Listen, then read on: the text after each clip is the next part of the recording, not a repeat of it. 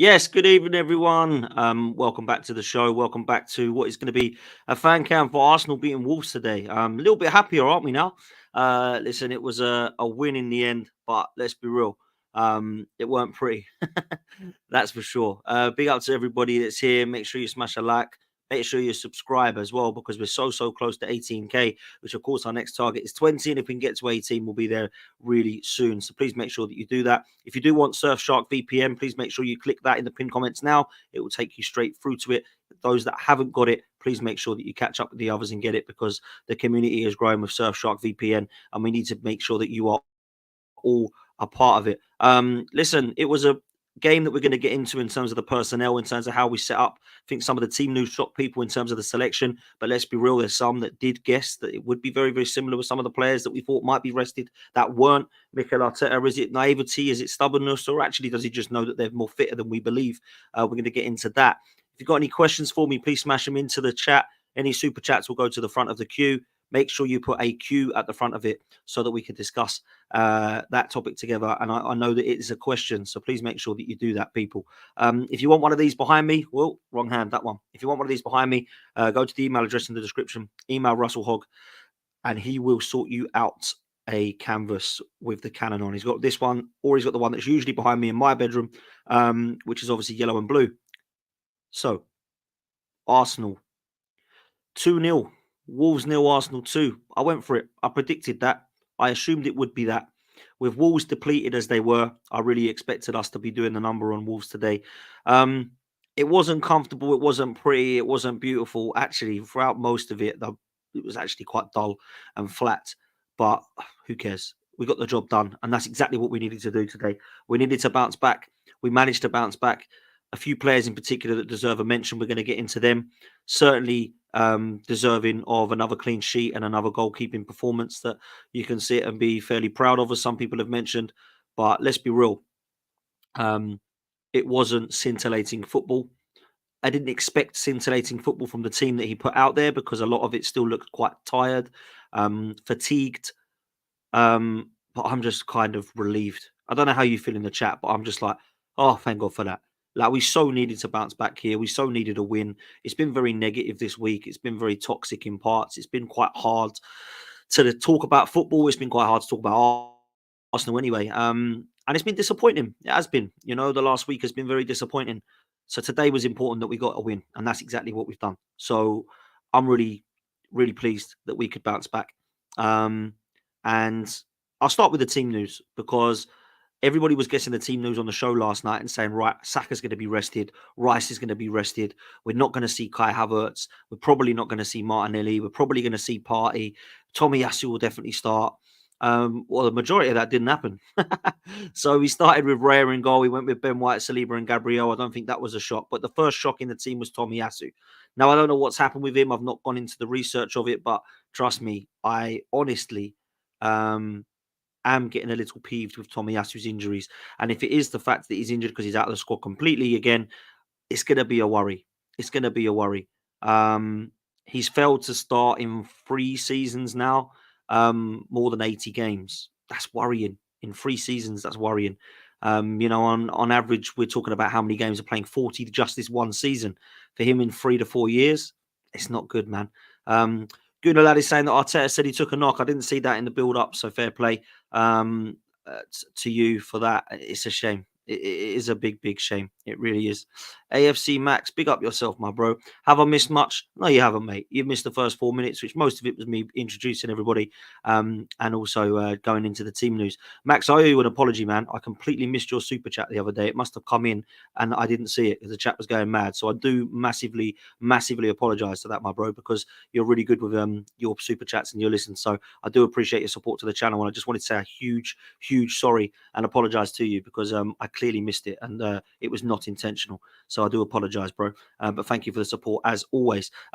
Listen, I don't know where we go with Tomiyasu if this is just another knock, but I honestly believe that there is something wrong with him moving forward in terms of injuries. Now, I don't know if it's just because he's an injury-prone player, made of glass, whatever it be, but Kieran Tierney was sold and not seen as wanted by a lot of the fan base because he was injury-prone.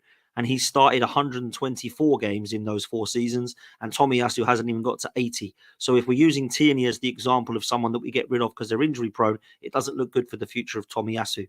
I really like him. I think he's a great squad player.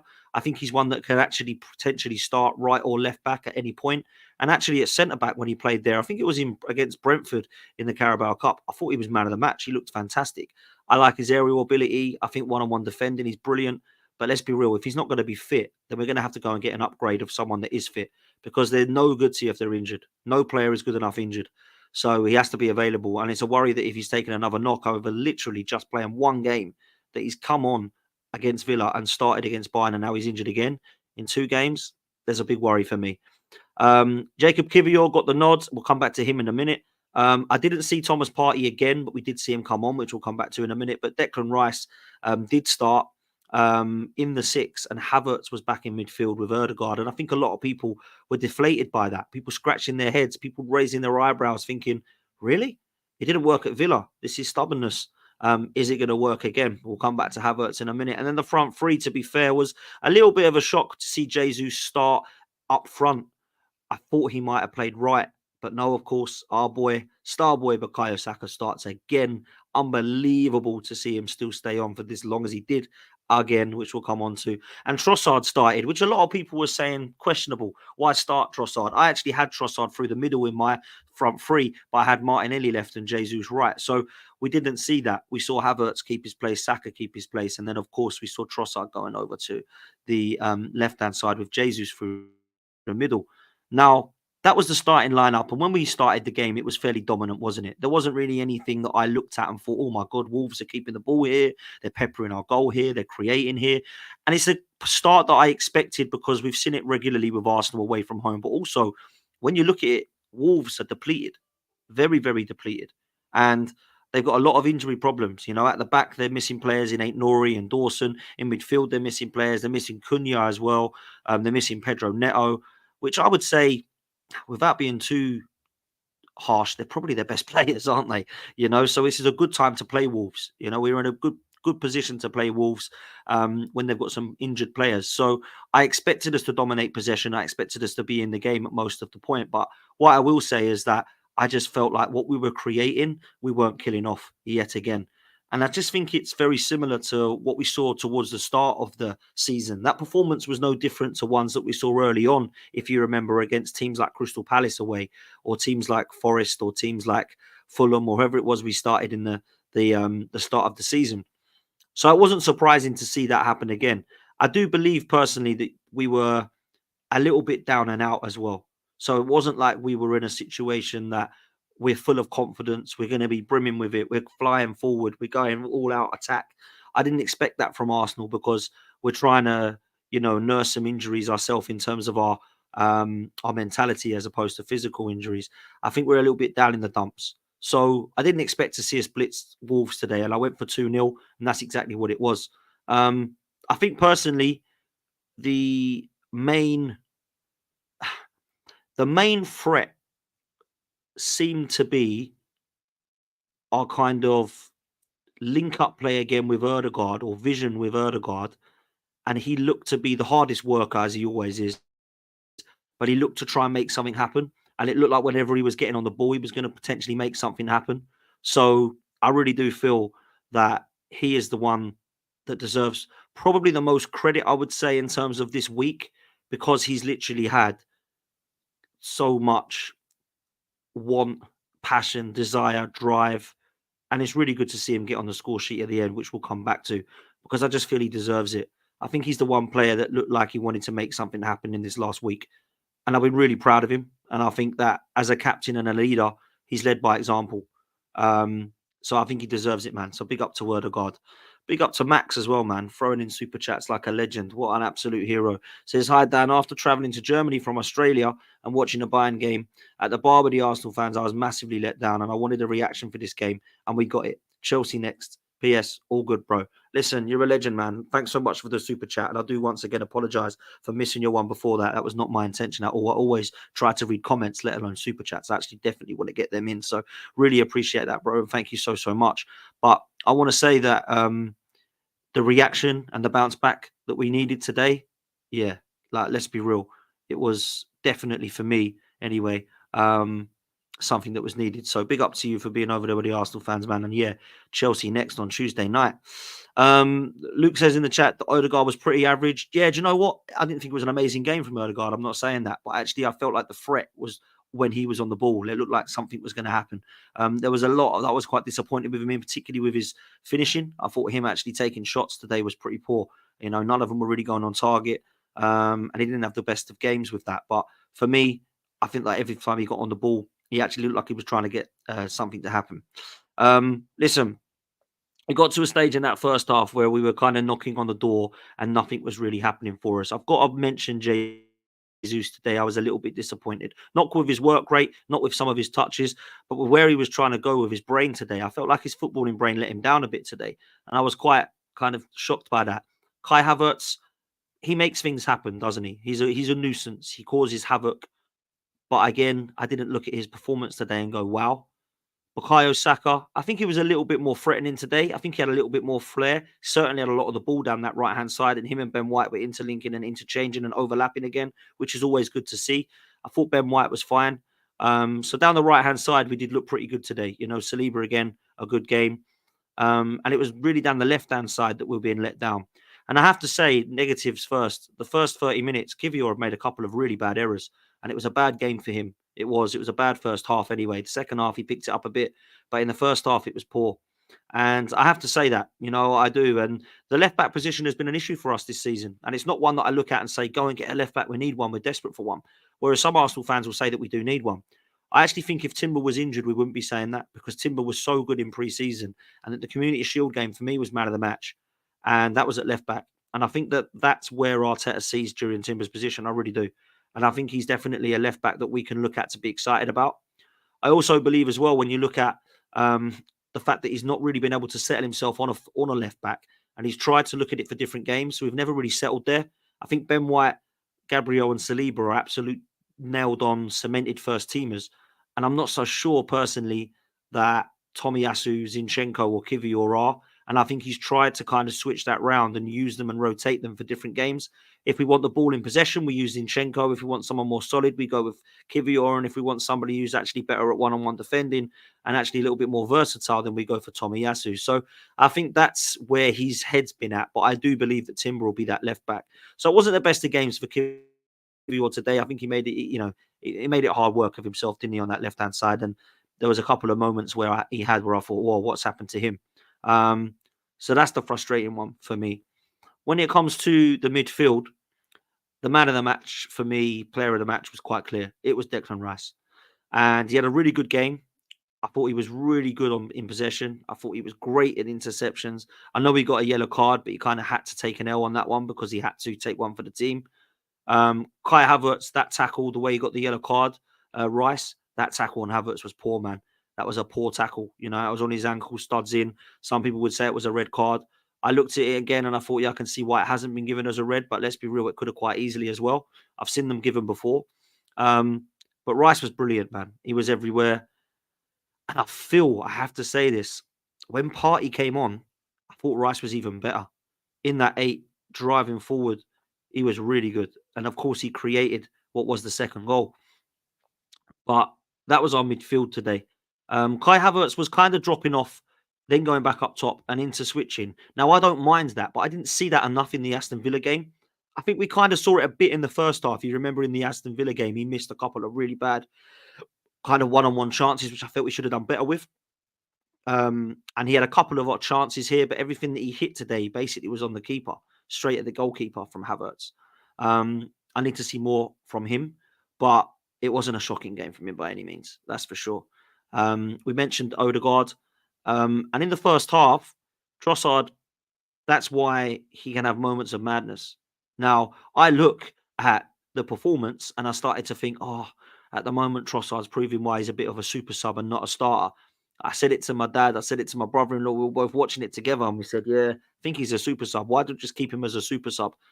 And then I'm not even joking you when I said he'll probably go and score though now. And within 5-6 seconds, boom, top corner, it went in. So honestly, I couldn't believe it. Like, it was unbelievable how I said it, and it just bang. There you go. proves us wrong. He goes and scores. And I have to say, the strike was fair. I know it was a bit of a fluke, the way that you just hit your swing of your foot at it and see what happens, but it looked beautiful, didn't it? The way it come off the crossbar / post. It was a real good effort from Trossard, and it looks really good for the cameras. Jesus did really well, to be fair, for that. Actually did. His twist and his agility showed that he has actually got something about him in that box, but it was starting to get to a stage with Jesus that I think he was trying to do a little bit too much at times, and I think intelligence and his brain sometimes can be fantastic, but his decision making at other times can be really let him down. But for that goal, he was great. Brilliant time for us to score as well, Arsenal. Really good time for us to score. Straight on half time.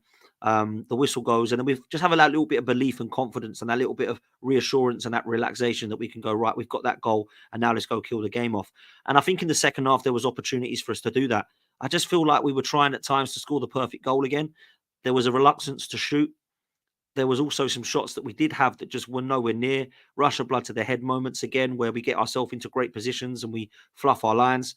There was a couple of really good crosses that I think Trossard had one that come into the box that he missed. There was another couple of opportunities that were just behind the man or just in front of the man too much. And there was, of course, some more opportunities that we saw from Arsenal that weren't able to be killed off yet again. And we've seen that so many times this season. We really have. Yeah. So listen, we were the most comfortable side for sure. But there was a scary moment. And again, the scary moment come to Wolves. And it was actually in that first half because it was a good save from Raya onto the post. It was a really good save. Kivior got totally and utterly done. But Raya kept us in the game. And it's another clean sheet for him, Gabriel Saliba, and our back line, which will take, it's another one to add to what has been the best defence in the league. And David Raya, I believe, is going to get Golden Glove at the moment as things stand, unless I'm correct, unless I'm this season. So that's another one to be added to it. But that was a really important save because that really picks the crowd up. That really gets them back into it. And I think the crowd would have thought, wow, I didn't expect anything today, but we're actually in the game. And I think that would have been positive for Gary O'Neill and Wolves because I think they probably looked at our team and their team and thought, wow, I think they're probably a bit knackered from Bayern, but our team is depleted and theirs ain't as strong. So I'm not really expecting anything today. So when it was 1-0 for that long and actually get the 2-0 right at the end, I think they'll actually be quite happy with that, to be fair. That they felt that they were in the game for the majority of it because they were. At 1-0, the other team's always in the game. It's only one goal, man. It takes a second to score a goal. So that was where I was at in terms of the first half performance. And the second half performance, as I mentioned, was fairly dominant. I think the subs actually helped today. I really do. Martinelli came on and made things happen in terms of going forward. He weren't quite able to be clinical enough to get the goal. He weren't quite able to take us to that next level. But I think, again, he always causes havoc. But for me, Thomas Partey came on and I thought we were so much better in midfield. I really did. I think him in that 6 is what we've needed and what we've missed. And it just feels to me that he came on and he looked pretty good. He looked agile. He looked sharp. His passing was good this time. He looked to improve us in the transition. And Declan Rice bombing forward. It just looked the absolute need of what was Tuesday and Wednesday against Bayern Munich home and away. And I just feel like if we would have utilised Partey more, we would have had a bit of a chance to actually control some of that midfield that we weren't able to do against Bayern. And I can't help but look back now and think, what if? Because Goretzka and Lema were so good in comparison to Declan Rice and Jorginho in both legs. And I just felt like Thomas Partey was needed. And so many people were saying, you don't want Partey on. He's a defensive midfielder when we need to score. That's exactly what you need because his transition in midfield is so much better. And we see how good Rice is when he's pushed forward in that 8. So for me, I wanted to see that. And today, Declan Rice showed his class. He showed absolute class. And I think what Declan Rice is underappreciated with is that he can switch into the 6 and 8 roles so easily. Partey and Jorginho and El Neni can't do that. And to be fair, neither can the attack-minded players. They can't even dream about playing in a 6. Declan Rice, so impressive him, man. And has he had a couple of nasty games? Probably. Has everyone? Yeah. He's had a couple of horrible games, just like everybody else. But you know what? There's enough credit in the bank this season to say that he's been one of the signings of the season. And for me, he's one of Arsenal's best signings under Mikel Arteta already. The guy has been phenomenal. He's transformed us in terms of what we are going forward and what we have in that midfield. We still need to add more to it. And I think when we add more to that midfield, Declan Rice will improve even more. I'm real about that. He's not played with Thomas Partey, who's one of our best midfielders all season, pretty much. But when they played together and we saw Partey, Rice, Odegaard, it looked good, man. I can't lie. So I really want to see that moving forward now. That's my starting midfield from now on. Partey, Rice and Odegaard. That's what I'll be doing. I was really impressed with Declan Rice. I really would, man. So that's where we're at. Max, another super chat, my bro. Thank you so much. Says, hi, Dan. I'd love to come on your channel. Of course you are, man. You're always welcome. And give my opinion sometime, maybe. I read a stat that any game that started, we haven't lost. We need another performance like this against Chelsea. Yeah, we do. We need to get across the line, man. Trossard apparently needs to be added to the super chat, Max has said. So listen, any game that Trossard started, we haven't lost. That's interesting. I didn't know that. I did not know that. That's a very interesting stat. Okay, fair play to you, bro. Max, you're always welcome, man. Drop me a line. You can come on. We'll have a chat and talk football. Absolutely, mate. Listen, I'm really, really impressed with Declan Rice's performance. And I do think that whenever he has a bad game, there's fans that will get on his back because they can't wait to slate him. They can't. Well, where was Rice? Where was Rice in this game? Yeah, okay, he had a poor game. But really, I can count on one hand the games he's had that have been quiet this season. West Ham at home, he was poor. I think the pressure got to him. He came on in the Carabao Cup, but I'm not counting that one because we were 3-0 down when he came on. He was poor then. Fulham, he was poor away from home, but everybody was. Against Bayern Munich, home and away, I wouldn't say he was poor, but he was quiet. And against Aston Villa, he was poor. So we're talking about 4 or 5 games here. We're not talking about 50 or 60. We're not talking about 10. We're not talking about 12. We're not talking about 8 or 9. We're talking about between 1 to 5 games where he's been fairly quiet. Wow. I mean, let's be real. He's played like 40 odd games. The guy's been phenomenal, like consistently good. So when he plays well, I'm going to big him up again because I feel like he's taken a little bit of unfair slack. Not from Arsenal fans, just from neutral fans. Because for me, I thought he was really good, man. He took it up a notch for me in the second half, Declan Rice. And I felt like he led by example. And he put in more of a captain's performance than I've seen from him in a while in that second half.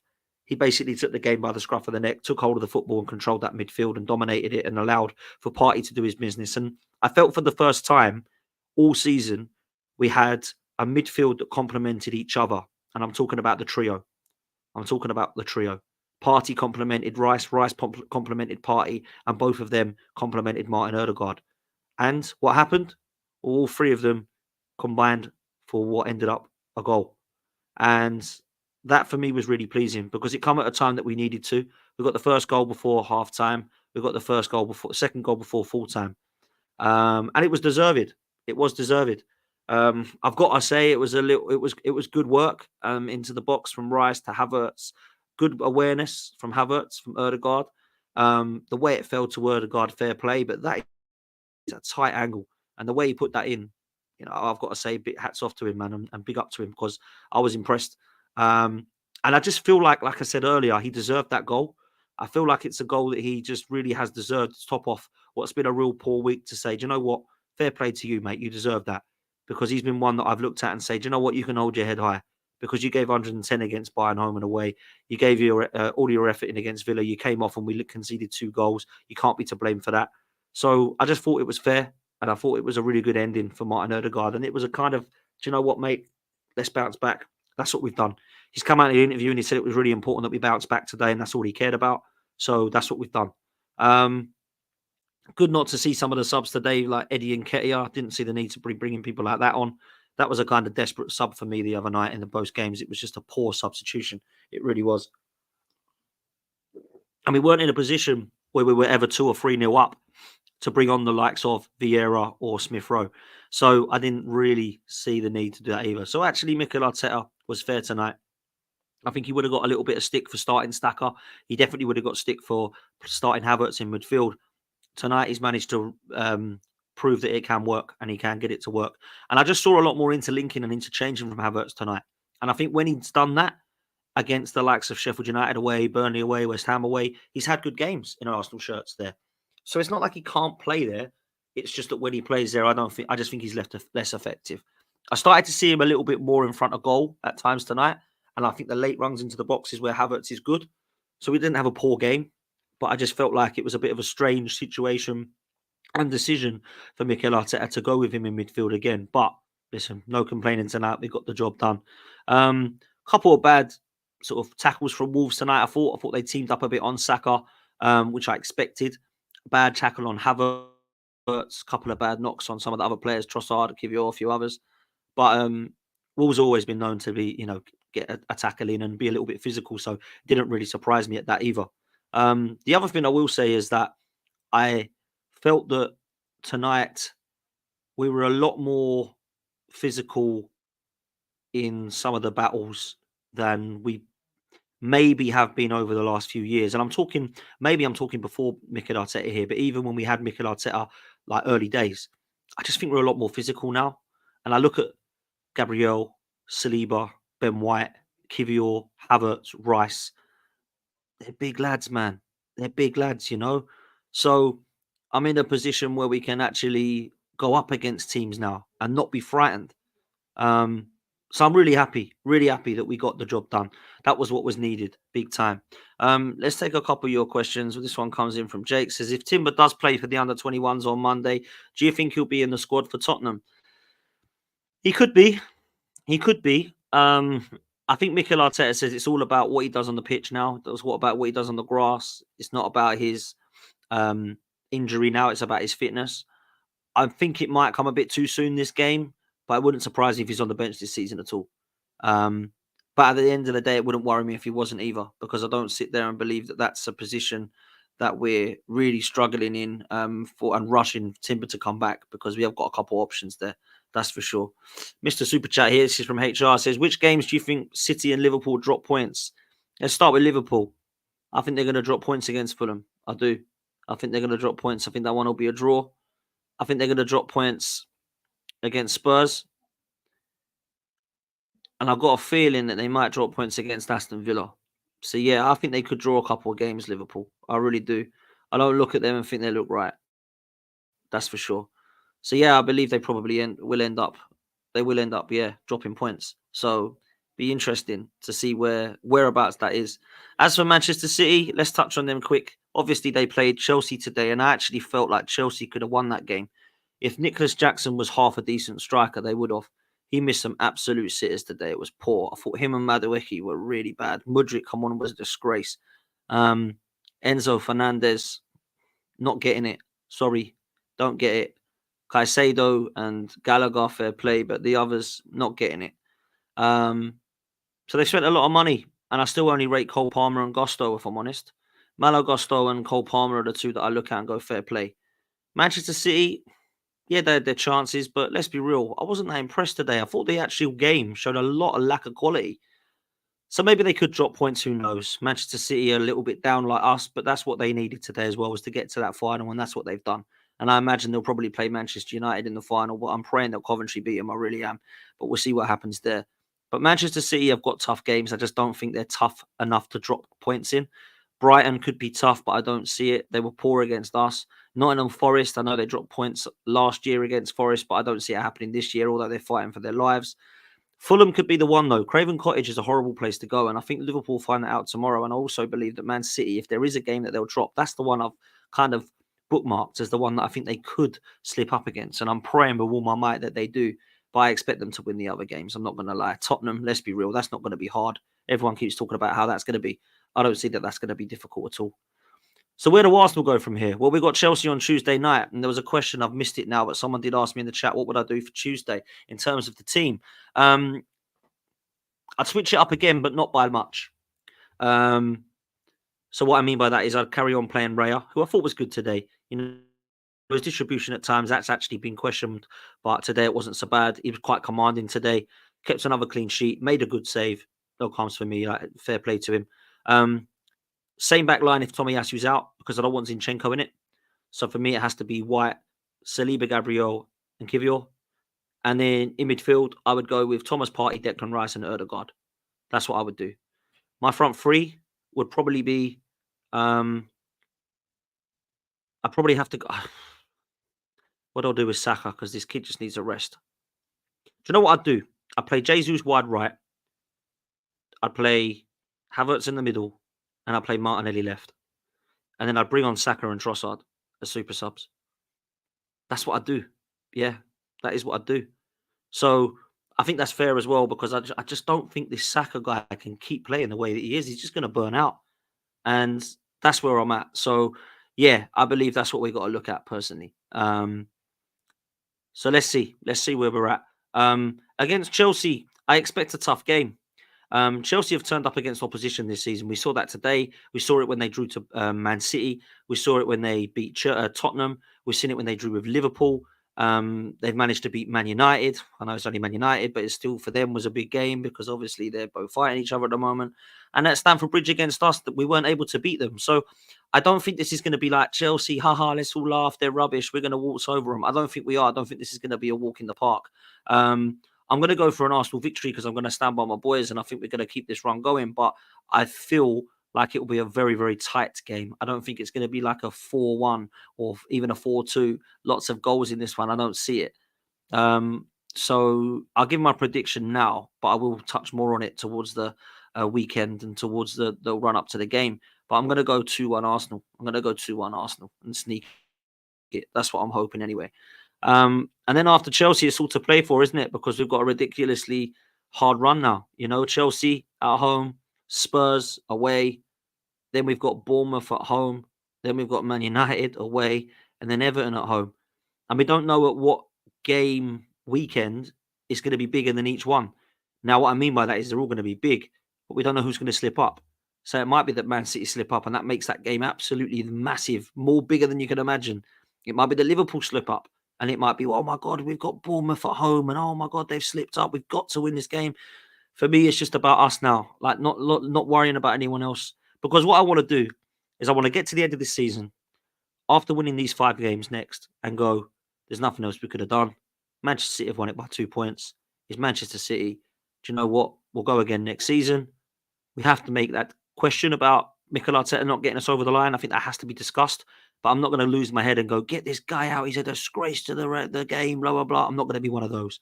I've always said that I've doubted him. And until he can prove me wrong, I'll always have question marks. That's for sure. But I'm not going to be one of these guys that says, get this guy out now. Like, blah, blah, blah, and start ranting. Because for me, I just feel like if you can get towards the end of May and look back and go, do you know what? Yeah, we lost to Bayern Munich, but they're a good side. Yeah, we were disappointed in the domestic cups. We took Manchester City right the way this season. And with a few more signings, I keep saying that though, however, everyone keeps saying that we go again. But yeah, let's worry about that at the end of May, man. I said I'd give Mikel Arteta to the end of May, and I stand by it. He's not going anywhere, guys. We're going to have to, stop this Arteta in and out stuff because for me, he's staying whatever Kroenke's want him here, right? So that can answer that question for you. But for me, impressive today. Really impressed. Can't say I was disappointed whatsoever because, you get to a stage where at some parts of the game you might be in terms of the disappointment with the performance, in terms of it being a bit flat and not really taking some of our chances. But you win 2-0 against Wolves away, which is a tough place to go this season. Fair play to Gary O'Neill. What he's done with Wolves is amazing. I actually think his managerial career has been quite impressive. I know that he was assistant at Bournemouth, took over Bournemouth, kept them up, got sacked, went to Wolves. Everyone questioned it, said Wolves would be down there this season. Well, they've been the opposite. They've been up there this season. They've been fighting with Chelsea for the top half. Do you know what I'm saying? So they're a team that should be on the beach now. So their injuries, they must be thinking nothing to play for. We're not going to go down. We're not really going to get Europe. It's a bit too much of a tough ask. So we just play for pride and go from there. So that will be interesting for sure. 100% it will be. So that's where I'm at. It's going to be an interesting couple of days for Arsenal now. We go into what will be a couple of days of trying to relax, trying to get recuperated. And then we've got a huge night on Tuesday.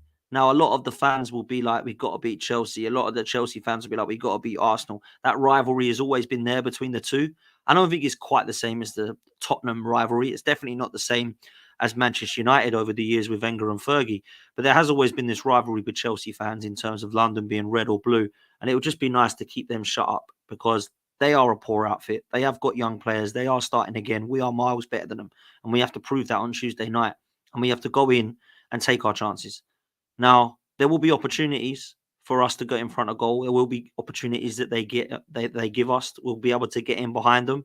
But unfortunately, at times, we've not been able to take those chances. And that cannot be the excuse on Tuesday night. We've got to go there and bury them. Because for me, they'll be there for the taking. I don't think they're a team that I look at and go, wow, they are really, really hard to beat. They're not. So, yeah, it's going to be difficult because I said to my dad and my brother-in-law, looking at the performance tonight, that doesn't fill me with an amount of confidence to go into the games against Spurs, Manchester United and Chelsea and go, we're going to win playing like that. I don't know that we will because it wasn't amazing tonight at parts. But actually, defensively, we were good again. And I think that's always given us a chance now in going into every game. We saw that against Bayern Munich, that we didn't get smashed like we normally would over the years when we had poor defenders out there.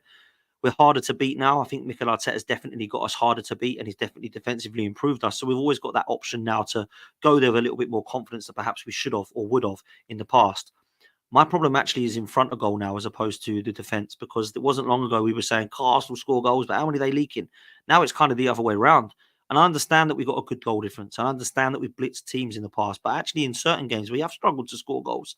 We have struggled to take our chances. We have struggled to finish our dinner, as people say, I always say. And that's got to change. That's got to change. All we can do is take it to Manchester City now, do our job, wait for Liverpool and City to do their job, and then look at what happens every single weekend now.